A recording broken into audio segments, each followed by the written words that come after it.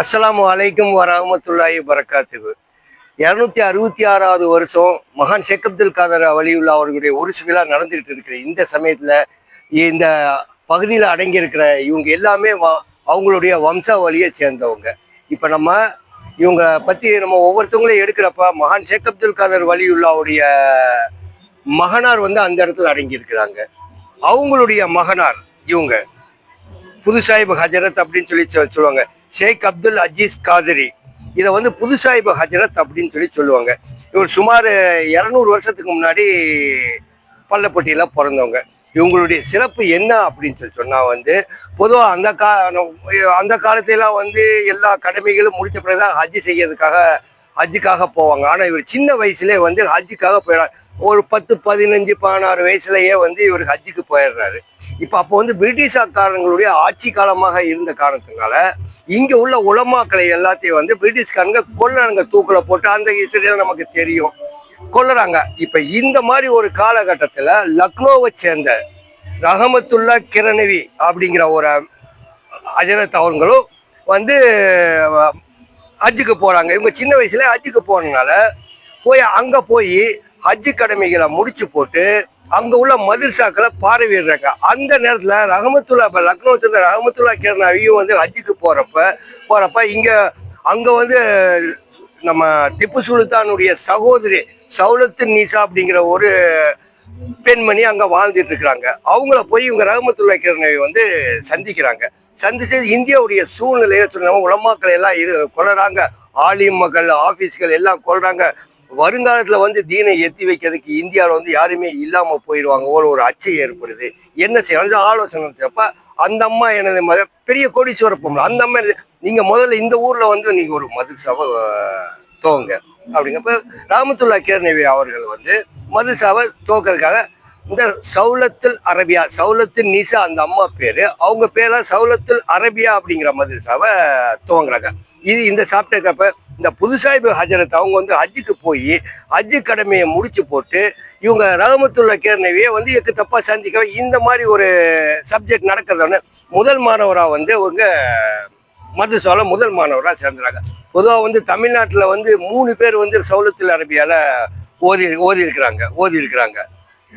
முதல்ல புது சாஹிப் ஹஜரத் ஓதி இருக்கிறாங்க. அதுக்கப்புறம் வாக்கியாத் சாலியாத் அகலா ஹஜரத் ஓதி இருக்காங்க. அதுக்கப்புறம் அமானி ஹஜர், லால்பேட்டை அமர், இந்த 3 பேர் தான் முதல் மாணவர் தான் புது சாஹிப் ஹஜரத்.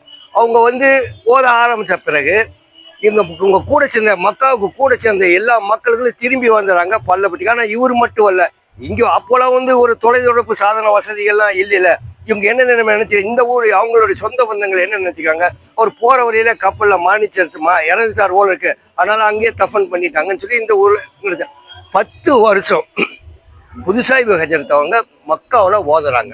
ஓதி முடிச்சு போட்டு அவங்க ரஹமத்துல்லா கிரணவியுடைய பையத்து வாங்கி மிகப்பெரிய ஷேக்கா மாறி தமிழ்நாட்டுக்கு வர்றாங்க.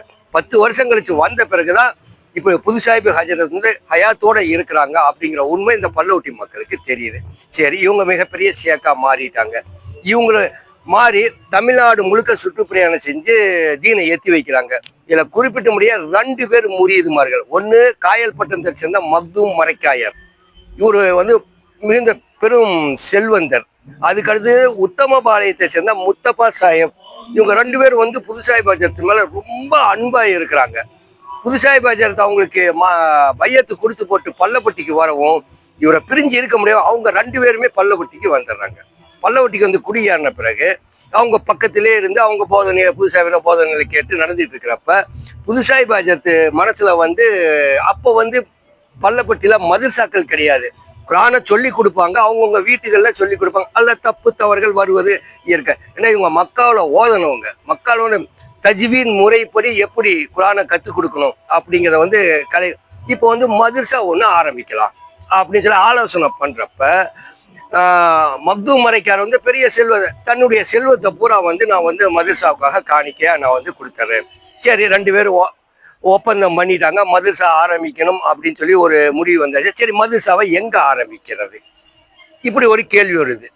அப்ப மக்தூம் மலிக்கார் சொல்ல உங்க பாட்டனாருடைய இடங்கள் வந்து இவ்வளவு பறந்து விரிஞ்சு போய் இருக்குது, இல்லை ஏதாவது ஒரு இடத்துல நம்ம கூரை குடிசையை போட்டு நம்ம வந்து மதுசாரங்க. இல்ல இல்ல இல்ல, பக்கத்துல இருக்கல பெரிய பள்ளிவாசல், அதுக்கு பக்கத்துல கபிரிஸ்தான் இருக்குல்ல, கபிரிஸ்தானை ஒட்டி வந்து நம்ம வந்து மதரசாவை ஆரம்பிக்கணும்.